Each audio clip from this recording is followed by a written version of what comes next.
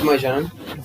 તો આની પહેલાંનો જે સેશન હતું થર્મલ એન્જિનિયરિંગનો, એમાં આપણે જે લાસ્ટ ટોપિક જે જોયો હતો એ હતો use of steam table and Mollier chart. બરોબર, કે બેઝિકલી સ્ટીમ ટેબલ જે છે એનો ઉપયોગ તમે આ જે સબ્જેક્ટ છે થર્મલ એન્જિનિયરિંગ, એના ઘણા બધા ન્યુમેરિકલ સોલ્વ કરવામાં તમે એનો સ્ટીમ ટેબલનો અને મોલિયર ચાર્ટ બંનેનો ઉપયોગ કરશો તમે ન્યુમેરિકલ્સ સોલ્વ કરવા માટે, કે જેમાં તમને કોઈ પણ પર્ટિક્યુલર કન્ડિશન આપેલી હશે પાણીની અથવા વરાળની. બરોબર, અને એને એટલે બેઝિકલી પ્રેશર અથવા ટેમ્પરેચર બંનેમાંથી એક વસ્તુ તમને આપેલી હશે ને એની ઉપરથી તમારે સ્ટીમ ટેબલનો ઉપયોગ કરીને થોડી ઘણી વેલ્યુઝ તમને મળી જશે સ્ટીમ ટેબલમાંથી, અને બાકીની વેલ્યુઝ છે એ તમારે સમીકરણોનો ઉપયોગ કરીને ગણિતિક સમીકરણોનો ઉપયોગ કરીને તમારે મેળવવાની રહેશે. બરોબર, તો બેઝિકલી સ્ટીમ ટેબલ છે એ કેવો દેખાય, બરોબર, કઈ વેલ્યુ તમને આપેલી હોય. બે રીતના હોય, એક છે એ પ્રેશર દબાણ બેઝડ ઉપર હોય, એક છે એ તાપમાન બેઝડ ઉપર હોય. બરોબર, એક છે દબાણ ઉપરથી તમને અલગ વેલ્યુ, કે એક છે એ તાપમાનની વેલ્યુ ઉપર તમને બીજી બાકી બધી વેલ્યુઝ, કે એન્થાલ્પીની, એન્ટ્રોપીની, વિશિષ્ટ કદની, એ બધાની. બરોબર, તો એ બધી વસ્તુ આપણે લાસ્ટ લેક્ચરમાં અથવા લાસ્ટ સેશનમાં જોઈ હતી આપણે. જો ઇનકેસ તમે એ વિડીયો મિસ કર્યો હોય તો આ વિડીયોના લાસ્ટ 30 સેકન્ડના જે પોર્શન હશે એમાં આગળ હું એક લેફ્ટ હેન્ડ સાઈડ ઉપર ટેબ મૂકી દઈશ. બરોબર, જે તમારે એ પ્રીવિયસ સેશનનો વિડીયો હશે, જો તો તમે આ ક્લિક કરીને એ સેશન છે તમે જોઈ શકો છો. બરોબર, તો આપણે આજે આગળના લેક્ચરમાં આગળ વધીએ. તો સૌથી પહેલા તો બીજો જે પોર્શન છે જે આ ટોપિકનો use to steam table Mollier chart, એનો મોલિયર ડાયાગ્રામ જે પોર્શન છે એ આપણે જોઈ લઈએ. તો મોલિયર ડાયાગ્રામ બેઝિક જો આપણે વાત કરીએ તો મોલિયર ડાયાગ્રામ છે એ જે સ્ટીમ ટેબલ છે તમારું, બરોબર, જે સ્ટીમ ટેબલ છે એનું એક ગ્રાફિકલ રિપ્રેઝન્ટેશન છે, એક ગ્રાફિકલ એનું દેખાવ છે. બરોબર, કે જો તમે સ્ટીમ ટેબલને ગ્રાફના ફોર્મમાં તમે બતાવો તો કેવું દેખાય એ બેઝિકલી છે. બરોબર, સ્ટીમ ટેબલ છે એ ટેબલના ફોર્મમાં તમને આપેલું છે. તો એ સ્ટીમ ટેબલ છે અને તમે ગ્રાફના ફોર્મમાં દેખાડો તો એ મોલિયર ડાયાગ્રામ થયો. બરોબર, અને આ મોલિયર ડાયાગ્રામમાં એચ જે છે એન્થાલ્પી તમારી એ ઓર્ડિનેટ ઉપર આપેલી હોય અને એન્ટ્રોપી છે એ એબ્સિસા ઉપર આપેલી હોય. બરોબર, હવે સૌથી પહેલા તો એન્થાલ્પી અને એન્ટ્રોપી જે છે, બરોબર, એ પાણીની અને સૂકી સંતુષ્ટ વરાળની એન્થાલ્પી અને એન્ટ્રોપી, બરોબર, એ કોઈ પણ પ્રેશર માટે, કોઈ પણ પર્ટિક્યુલર દબાણની વેલ્યુ માટે તમને સ્ટીમ ટેબલમાંથી મળી જાય. બરોબર, આ જે વેલ્યુ છે, બરોબર, એન્થાલ્પીની, એન્ટ્રોપીની, એને તમે પ્લોટ કરો. બરોબર, જેમાં તમે એક બાજુ વાય ઉપર તમે એન્થાલ્પી રાખો. બરોબર, વાય અક્ષ છે એના વાયમાં તમે એન્થાલ્પી રાખો અને એક્સ અક્ષ ઉપર તમે એન્ટ્રોપી રાખો. બરોબર, એને એ બંને જેટલી એન્થાલ્પી અને એન્ટ્રોપીની વેલ્યુઝ છે પાણીથી લઈને સૂકી સંતુષ્ટ વરાળ સુધીની, બરોબર, એ બધી વેલ્યુઝ તમે પ્લોટ કરો. બરોબર, અને પછી લિક્વિડ લાઇન અને એ જે પ્લોટિંગ તમે કરો એની ઉપરથી તમે જે કર્વ બનાવો, બરોબર, એ કર્વ ઉપરથી તમને તમે ડ્રો કરો, તમને એની ઉપરથી તમને લિક્વિડ લાઇન અને એટલે પ્રવાહી લાઇન, બરોબર, અને સૂકી સંતુષ્ટ લાઇન, ડ્રાય સેચ્યુરેટેડ લાઇન તમને મળી જાય. બરોબર, આ બંને લાઇન્સ છે એ સી પોઈન્ટ ઉપર તમને ભેગી થાય, કે જેને આપણે ક્રિટિકલ પોઈન્ટ કહીએ, જે તમને આ ફિગરમાં તમને બતાવેલો છે. ક્રિટિકલ પોઈન્ટ જે છે એ એવો પોઈન્ટ હોય, બરોબર, કોઈ પણ લિક્વિડનો અને સ્પેસિફિકલી વિશિષ્ટ રીતે પાણીનો, કે ઈ પોઈન્ટ ઉપર ઈ પોઈન્ટ છે એવો દબાણ અને એવા ટેમ્પરેચર વાળો, તાપમાન વાળો પોઈન્ટ છે, ક્રિટિકલ પોઈન્ટ, કે જેમાં પાણી અને વરાળ બંને છે એકબીજા સાથે કોએક્ઝિસ્ટ કરી શકે. બરોબર, એવી સિસ્ટમ બની જાય કે જેમાં પાણી પણ રહી શકે અને વરાળ પણ બંનેનું મિશ્રણ ભેગું રહી શકે. બરોબર, અને વિશિષ્ટ રીતે અલગ પણ સ્પેસિફિકલી બે અલગ પણ રહી શકે અને તમે બંનેને અલગ કરી શકો. બરોબર, ક્રિટિકલ પોઈન્ટ છે એ એવો પોઈન્ટ છે કે એ પોઈન્ટ ઉપર દબાણને તાપમાન એવું હોય કે એમાં વરાળ પણ રહે અને પાણી પણ રહે, બંને રહે. બરોબર, એને ક્રિટિકલ પોઈન્ટ કહેવાય. હવે ક્રિટિકલ પોઈન્ટ જે છે એ એન્થાલ્પી પાણીની અને ડ્રાય સેચ્યુરેટેડ સૂકી સંતુષ્ટ વરાળની જે એન્થાલ્પી છે એ કયો ક્રિટિકલ પોઈન્ટ છે આ ફિગરમાં જો તમે જુઓ તો ક્યાં બતાવે કે 221.2 બાર જેટલું એબ્સોલ્યુટ દબાણ હોય. બરોબર, ચોક્કસ દબાણ હોય, 221.2 બાર ચોક્કસ દબાણે જે એન્થાલ્પીની વેલ્યુ હોય પાણીની ને સૂકી સંતુષ્ટ વરાળની, એ પોઈન્ટ ઉપર તમને ક્રિટિકલ પોઈન્ટ જોવા મળે. બરોબર, એ ટૂંકમાં ક્રિટિકલ પોઈન્ટનું જો તમે ચોક્કસ દબાણ મેળવો તો એ કેટલું હોય, 221.2 બાર. બરોબર, એ પોઈન્ટ ઉપર તમે પાણીની, લિક્વિડ અને સૂકી સંતુષ્ટ વરાળ બંનેની તમે એન્થાલ્પી મૂકો તો તમને એ ક્રિટિકલ પોઈન્ટ મળે. હવે એન્થાલ્પી એન્ટ્રોપી ચાર્ટ જે છે બરોબર, એ પણ એટલે બીજા શબ્દોમાં મોલિયર ડાયાગ્રામને છે એ તમે HS ડાયાગ્રામ પણ કહી શકો, જેમાં H જે છે એ તમારું એન્થાલ્પી દર્શાવે છે અને S છે એ એન્ટ્રોપી દર્શાવે છે.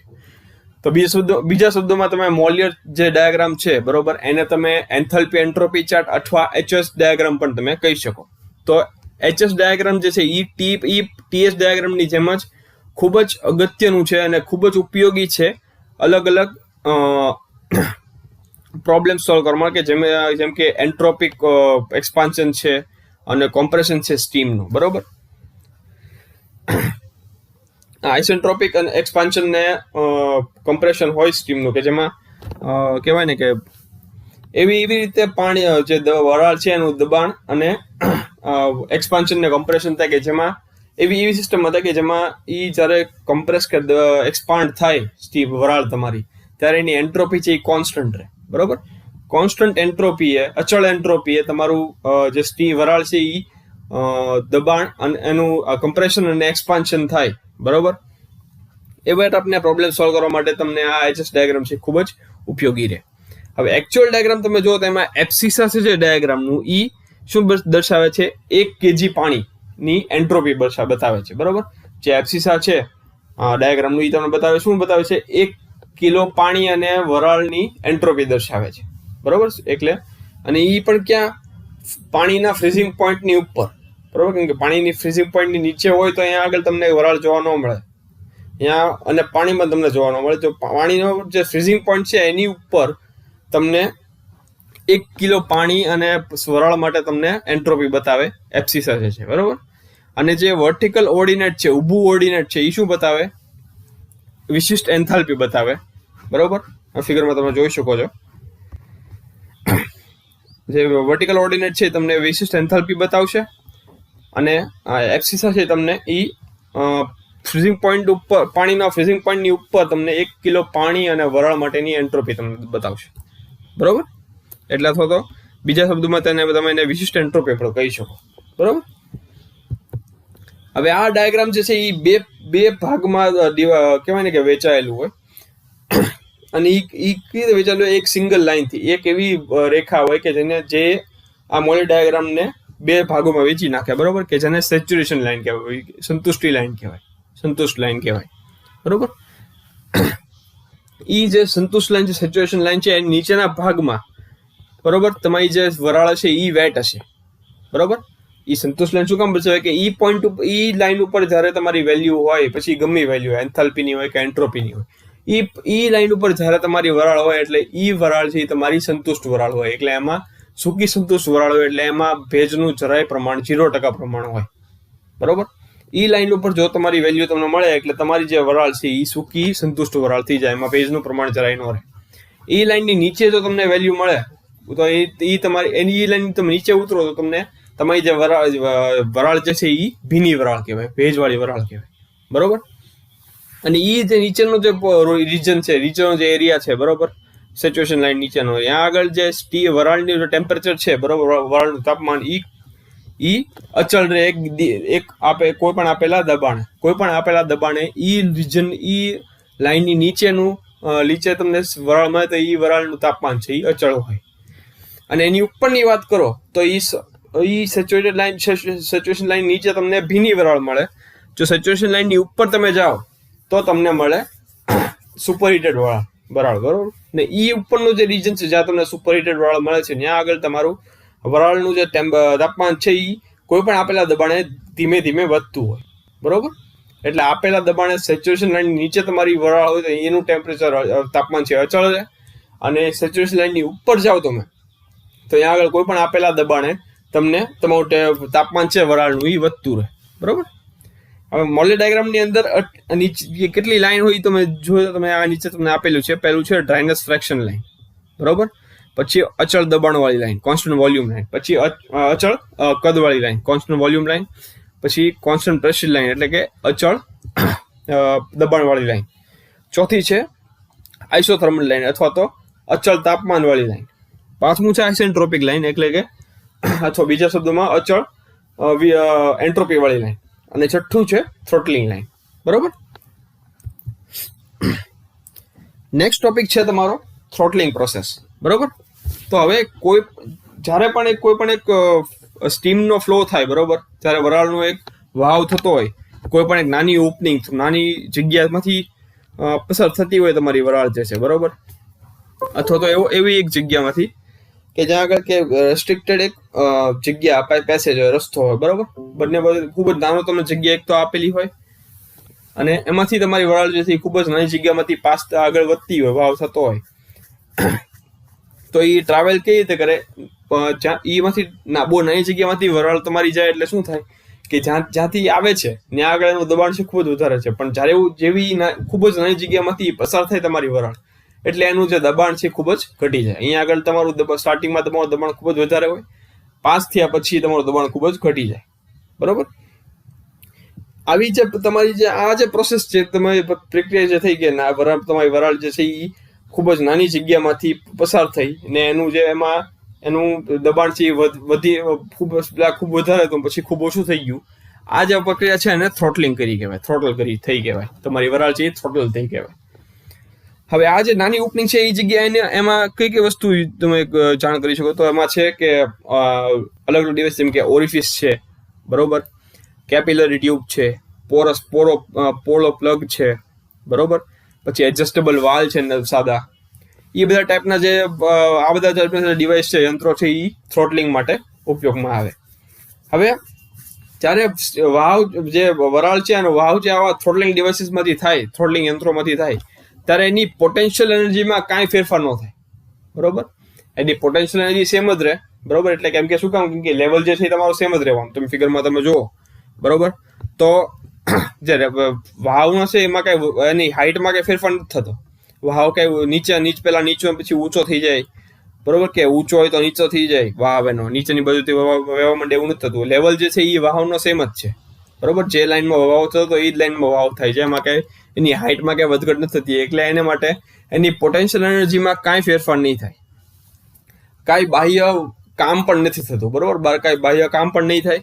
અને જો તમારી જે ડિવાઇસમાંથી તમારી જે યંત્રમાંથી તમારી વરાળ છે એ પાસ થાય છે, પછી પાઇપ હોય, બરોબર, કે કોઈ પણ ઓપનિંગ હોય, કઈ પણ વસ્તુ, સપોઝ તમે આ બહારની છે તમારી પાઇપ છે, બરોબર, આ પાઇપ છે અને એમાં આવું નાનું અમથું ઓપનિંગ આપેલું છે જે ઓરિફિસ છે, અને એમાંથી તમારી વરાળ છે એ અહીંયાથી આવીને અહીંયા થાય, એક થી લઈને બીજા સેક્શન સુધી જાય છે. એમાંથી એવી રીતે જો એ જે ડિવાઇસ છે તમારી, સપોઝ પાઇપ છે તમારી, એ ખૂબ જ સારી રીતે ઇન્સ્યુલેટેડ છે, બરોબર, તો એના કારણે શું થાય કે કોઈ જાતનું કાંઈ થ્રોટલિંગ પ્રક્રિયા વખતે કોઈ જાતનું કાંઈ હીટ ટ્રાન્સફર, ગરમીનું કાંઈ લેવેચ અથવા લેનદેન થશે નહીં એ પાઇપ અને અથવા સ્ટીમ અને વાતાવરણ વચ્ચે. બરોબર. કેમ કે તમારી પાઇપ જે છે એ પ્રોપરલી ઇન્સ્યુલેટેડ છે, એટલે એના કારણે હીટ છે એ અંદરથી બહારથી અંદર નહીં આવે ને અંદરથી બહાર પણ નહીં જાય. બરોબર. એટલે આ બધી વસ્તુ થશે થ્રોટલિંગમાં. અને એનાથી વધારે સ્ટીમ માટે વેલોસિટી, જે ગતિમાં જે પરિવર્તન થશે, બરોબર, એ ખૂબ જ નાનું થશે પ્રેક્ટિકલ સિચ્યુએશનમાં. જો તમે પ્રેક્ટિકલી આ થ્રોટલિંગ પ્રક્રિયા તમે ખરેખર કરો, બરોબર, ખરા અર્થમાં ખરા જીવનમાં તમે જો થ્રોટલિંગ પ્રોસેસ તમે કરો, તે એની જે ગતિ છે એનો પરિવર્તન બહુ નાનો આવશે, બહુ વધારે નહીં આવે. દબાણ જે છે એ બહુ વધારે દબાણ છે, ત્યાંથી દબાણ તમારું ઘણું બધું ઘટી જશે.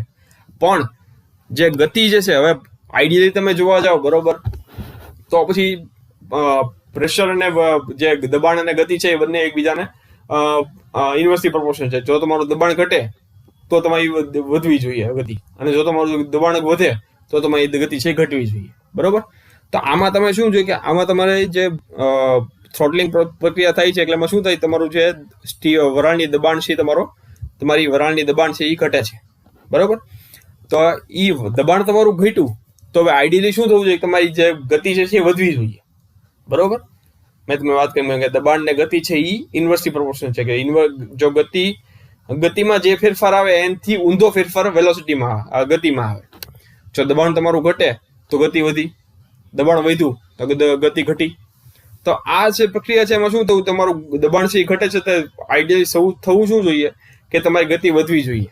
પણ પ્રેક્ટિકલી તમે જો કરો, બરોબર, તો આ પ્રોસેસમાં પ્રેક્ટિકલી તમે કરવા જાઓ તો વરાળ માટે ગતિમાં જે પરિવર્તન થશે ખૂબ જ નાનો એવો થશે, બરોબર, ખૂબ નાનો ઓછો વધારો થશે, બરોબર. હવે આ જે પ્રક્રિયા છે એને આપણે જો એની ઉપર જો આપણે સ્ટડી ફ્લો એનર્જી ઇક્વેશન લગાડીએ, બરોબર, SFW લગાડીએ આપણે, તો આપણને થ્રોટલિંગ પ્રોસેસનું આ ઇક્વેશન મળે કે H1, બરોબર, કેમ કે આ સેક્શન 1 છે અને આ સેક્શન 2, બરોબર.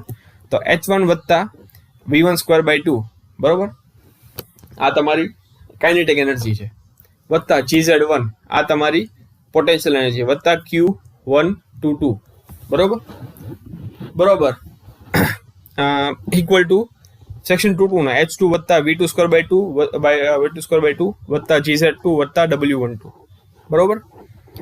તો આ V1 H1 છે તમારી એન્થાલ્પી બતાવે છે, V1 છે એ તમારી ગતિ બતાવે છે, વેલોસિટી બતાવે છે, Z1 છે એ તમારો ડેટમ લાઇન થી એનું હાઇટ કેટલી છે એ બતાવે છે, Q12 તમારી હીટ બતાવે છે, H2 તમારી જે એક્ઝિટ છે જ્યાંથી વરાળ બહાર નીકળે છે એની એન્થાલ્પી બતાવે છે, V2 છે એ એક્ઝિટ થ્રોટલિંગ થયા પછીની ગતિ બતાવે છે, Z2 છે એ થ્રોટલિંગ થયા પછીની ડેટમ લાઇન થી એની હાઇટ બતાવે છે, ક્યાં આગળ થ્રોટલ થાય છે, અને W12 તમારો વર્ક બતાવે છે. હવે ડેટમ લેવલ છે એ બંનેનો અમે વાત કરીએ એમ કે સેમ જ છે, આમાં તમે જુઓ કે હાઇટમાં ફેરફાર નથી, હાઇટ સેમ જ છે.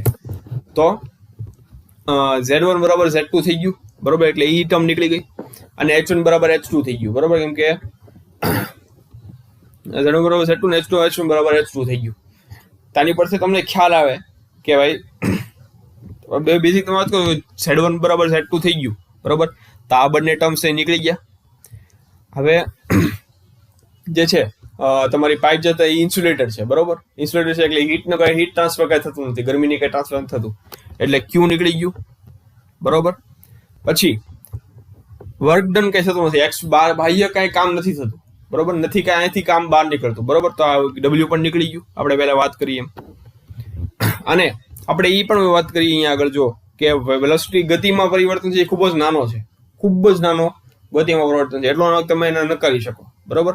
તો આપણે એને એ જે નકારી જે નેગ્લિજિબલ જે વેલોસિટીમાં જે ચેન્જ આવ્યો, ગતિમાં જે પરિવર્તન આવ્યો છે એને આપણે પણ કાઢી નાખીએ, તો V1 બરાબર V2 થઈ ગયું, તો Z1 બરાબર Z2 એટલે આ બંને નીકળી ગયા, Q બરાબર 0 થઈ ગયું, W બરાબર 0 થઈ ગયું, V1 બરાબર V2 થઈ ગયું. તો એ બધા આ બધા ટર્મ્સ કરીને છેલ્લે બચે શું, H1 બરાબર H2, બરોબર. તો આની ઉપરથી આપણને ખ્યાલ આવે કે થ્રોટલિંગ પ્રોસેસ વખતે એન્થાલ્પી છે એ તમારી અચળ રહે, બરોબર, એમાં એન્થાલ્પીમાં કાંઈ ફેરફાર થાય નહીં. હવે સ્ટીમનો જે ફાઇનલ સ્ટેજ છે, બરોબર, ફાઇનલ સ્ટેજ વરાળનો છેલ્લો સ્ટેજ થ્રોટલિંગ પ્રોસેસ પછી થઈ ગયા પછીનો, કે જેમાં તમારું દબાણ છે એ પહેલા વધારે હતું પછી ઓછું થઈ જાય, બરોબર, એ શેની ઉપર આધાર રાખે કે એની ઇનિશિયલ સ્ટેટ કેવો છે, બરોબર. થ્રોટલિંગ થઈ ગયા પછી તમારી વરાળ છે એ કેવી રહેશે એ શેની ઉપર આધાર રાખે કે થ્રોટલિંગ થયા પહેલા તમારી વરાળ કયા સ્ટેટમાં હતી, કયા સ્ટેજમાં હતી, બરોબર, એની ઉપર આધાર રાખે. હવે તમને જો અહીંયા PVTS ને HS ડાયાગ્રામમાં અલગ અલગ આપેલી છે, બરોબર, અલગ અલગ ઇનિશિયલ કન્ડિશન માટે અલગ અલગ શરૂઆતની સ્થિતિ, વરાળની સ્થિતિ કેવી છે એની ઉપરથી નક્કી થાય કે થ્રોટલિંગ થયા પછી એની સ્થિતિ કેવી હશે, બરોબર. તો એની માટે 4 અલગ અલગ જે કન્ડિશન છે, બરોબર, અલગ અલગ સ્થિતિઓ છે વરાળની, તો આપણે જોઈ લઈએ કઈ કઈ છે. જો આમાં જે ફિગર છે એમાં તમને બતાવેલું છે કે 1A2, 1B2, 1C2 ને 1D2, બરોબર, 4 અલગ અલગ છે, બરોબર, 4 અલગ અલગ સ્થિતિ માટે 4 અલગ અલગ ગ્રાફ તમને બતાવેલા છે. હવે પહેલી છે પ્રોસેસ 1A2, બરોબર. આ શું દર્શાવે કે જો તમારી જે શરૂઆતની જે સ્થિતિ છે વરાળની એ સૂકી અને સંતુષ્ટ હોય, બરોબર, તો થ્રોટલ એ સુપરહીટ થઈ જાય, બરોબર. જો શરૂઆતમાં થ્રોટલ થયા પહેલા તમારી જે વરાળ છે એ સૂકી અને સંતુષ્ટ હોય, તો થ્રોટલ થયા પછી તમારી વરાળ છે એ સુપરહીટેડ થઈ જાય અને એનું ટેમ્પરેચર છે એ ઘટી જાય, બરોબર. બીજી પ્રોસેસ 1B2, બીજી પ્રક્રિયા, બરોબર. હવે એમાં શું બતાવે કે જો તમારી વરાળ છે એ થ્રોટલ થયા પહેલા ભીની વરાળ જ છે પણ ડ્રાયનેસ ફ્રેક્શન ખૂબ જ વધારે છે, એટલે વરાળનું પ્રમાણ વધારે છે અને ભેજનું પ્રમાણ ઓછું છે, ભેજનું પ્રમાણ બહુ ઓછું છે. જો હાઈ ડ્રાયનેસ ફ્રેક્શન એટલે એ શું બતાવે, જેટલું ડ્રાયનેસ ફ્રેક્શન વધારે એટલું ભેજનું પ્રમાણ ઓછું, બરોબર. એટલે જો તમારે ડ્રાયનેસ ફ્રેક્શન ખૂબ વધારે છે તો તમારું ભેજનું પ્રમાણ ખૂબ ઓછું છે એમાં, એટલે ખૂબ ઓછી ભેજવાળી વરાળ છે એનું તમે થ્રોટલ કરો તો થ્રોટલ થયા પછી તમારી વરાળ છે એ પણ સુપરહીટ થઈ જાય ને એનું તાપમાન છે એ ઘટી જાય, બરોબર. આ બીજી સ્થિતિ થઈ ગઈ. ત્રીજી સ્થિતિ, હવે જો તમારી વરાળ છે એમાં ભેજનું પ્રમાણ ખૂબ વધારે છે, બરોબર, એને તમે થ્રોટલ કરો તો તમારી વરાળ જે છે એ ખૂબ જ ઓછા ભેજવાળી વરાળ થઈ જાય, બરોબર. ભેજનું પ્રમાણ એનું ઘટી જાય અને એનું તાપમાન પણ ઘટી જાય.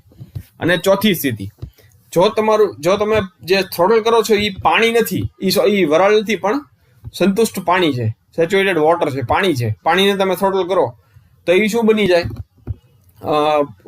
વધારે ભેજવાળી વરાળ બની જાય અને એનું તાપમાન છે એ ઘટી જાય, બરોબર. તો આ 4 અલગ અલગ કન્ડિશન માટે તમને અલગ અલગ 4 ગ્રાફ આપેલા છે, બરોબર. હવે થ્રોટલિંગ પ્રોસેસનો ઉપયોગ ક્યાં આગળ થાય એ આપણે જોઈએ તો વરાળનો ડ્રાયનેજ ફ્રેક્શન મેળવવા માટે એની માટે ઉપયોગ થાય એનો. બીજું, ટર્બાઇન અને એન્જિનની ગતિને કંટ્રોલ કરવા માટે એનો ઉપયોગ કરી શકાય, બરોબર.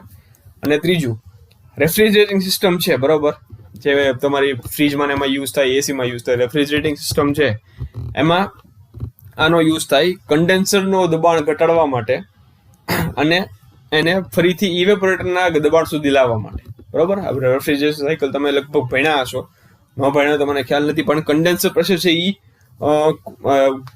ઘણા ટાઈમ પછી ખૂબ જ વધી જતું હોય, બરોબર. એની પર પ્રેશર બહુ વધી જાય તો એના કારણે કંઈ મોટું નુકસાન થઈ શકે, તો એનું પ્રેશર, એનું દબાણ ઘટાડીને એને ફરીથી ઇવેપોરેટરના દબાણ સુધી લેવલ સુધી લાવવા માટે આનો ઉપયોગ થાય, કે જેના કારણે કન્ડેન્સરનું દબાણ ઘટી જાય ને એ ફરીથી ઇવેપોરેટરના દબાણ સુધી આવી જાય, બરોબર. જેના કારણે કે મોટું નુકસાન ન થાય એની ઉપર.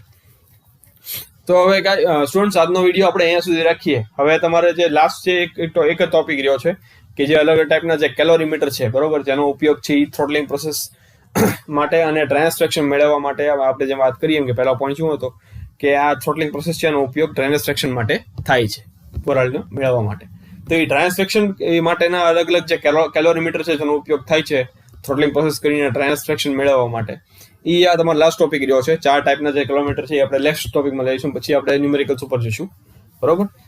તો ગાઈસ, જો સ્ટુડન્ટ્સ તમને આ વિડીયો ગમ્યો હોય તો આ વિડીયોને લાઈક કરજો, શેર કરજો તમારા ફ્રેન્ડ સુધી. એમને કહેજો કે જો આ વિડીયોને લાઈક કરે, જો એમને સબસ્ક્રાઇબ ન કરે સબસ્ક્રાઇબ કરે ચેનલને. જો કાંઈ ડાઉટ રહી ગયો હોય તમને તો નીચે કોમેન્ટ સેક્શનમાં તમે લખીને જાણ કરી શકો છો, બરોબર.